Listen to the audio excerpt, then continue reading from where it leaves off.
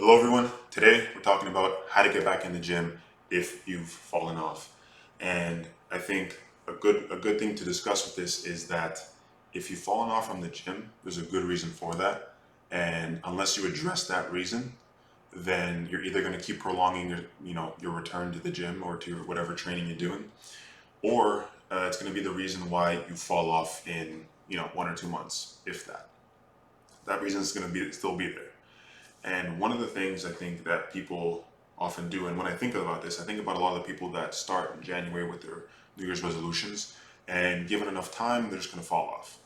And that's a lot of it has to do with the fact that there's more reasons not to go to the gym than to go. It's a fairly big time commitment, and it's not like the most fun thing because you have to make yourself sore, and it can be an inconvenience sometimes to go to the gym. However, to find the fewest number of reasons against going and to find at least just 1 or 2 reasons to go, I think is a very, very good start.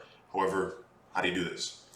For me, a big thing is number of times per week that I need to be training. I think a lot of people try overestimate how many times per week they have to go, and they think that they need to go, 4 or 5 times a week to the gym. When realistically, to start, it might be just a good idea to go 2 or 3 times per week, because that does two things. First of all, in your mind, it decreases the time investment you're putting in, especially when you're making such a big change. It decreases that investment, and it makes that barrier a little smaller. Second thing is, because that barrier is smaller, it then allows you to then go to the gym on a more consistent basis and improve on that very thing of showing up to the gym. Because it doesn't matter how good your program is, how optimized it is, how spectacular your plan is for yourself. If you don't show up to the gym, none of that means anything. It doesn't matter. It's not going to do anything for you. So until you have the habit of showing up to the gym dialed in, forget everything else. That does not matter. It's probably better to just figure that stuff out later, because until you go to the gym and you know what you like, you may not like anything in that program. So, if there's anything to really harp on, is to build the habit of just going to the gym to the point where it feels weird not to go. And a good way to do that is to start off by just going 2 to 3 times per week, because you can accomplish a lot with that amount of training. It doesn't matter when those days are. You can pick and choose based on your schedule, and you can make it regimented and say, I'm going, Monday, Wednesday, Friday, or Monday, Thursday, Friday, or whatever the goal, whatever your schedule allows. Or you can go on a more free-flowing basis where it's like, okay, can I make time on this day? Yes or no? Yes. Okay, I'm working out. No, then I'm gonna just move it to the next day. If you can stay disciplined with either regimen, because sometimes people prefer the more flexible schedule as opposed to the more rigid. Find what works for you, but when you find it, stick to it. Stick to it, and don't give yourself a reason to fall off. If it's like I can do 2 or 3 times per week, then do 2 or 3 times per week. No questions, no excuses, no nothing. Because it's about building that habit of going. Now, once you have that habit, there's a couple important things that I think people make mistakes on, that I am also guilty of, that I've done to myself multiple times. The first one is just starting way too hard in the beginning.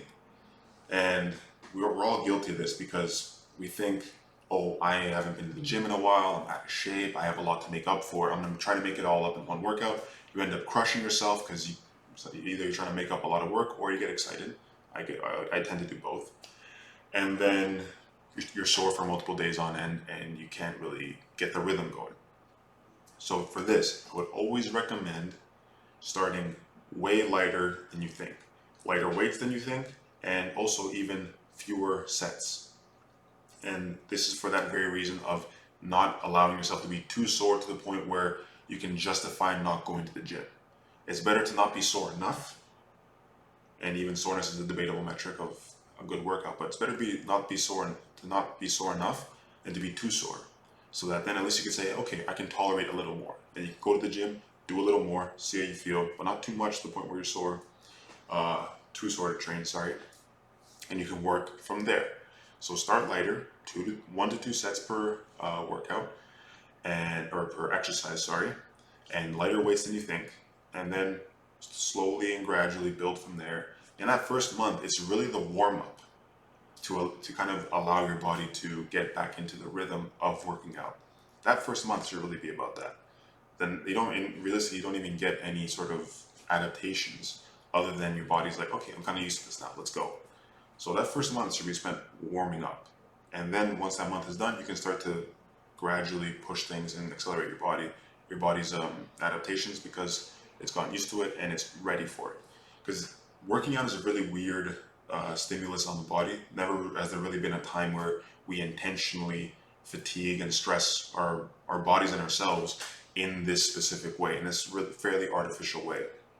And so starting more gradual and giving yourself that first month just for getting used to what the gym feels like, I think it'd be a very good thing for you, allowing you to then stay in the gym.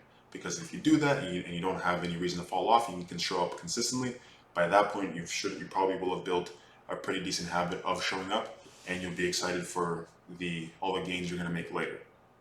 And there's one thing I want to say again about this is start with higher reps. I'm talking 8 to 15 reps in the beginning, and it's for this one very good reason of it's practice.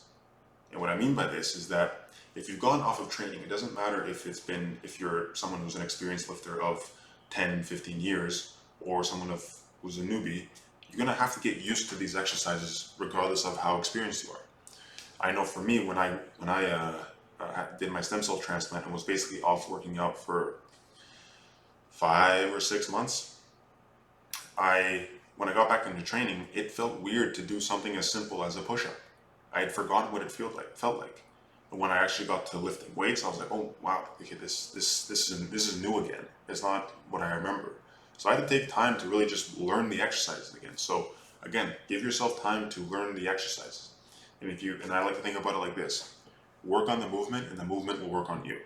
If you spend time learning the exercises and doing them properly, they will not only have a greater effect on your body, but also you will decrease your chances of injuries.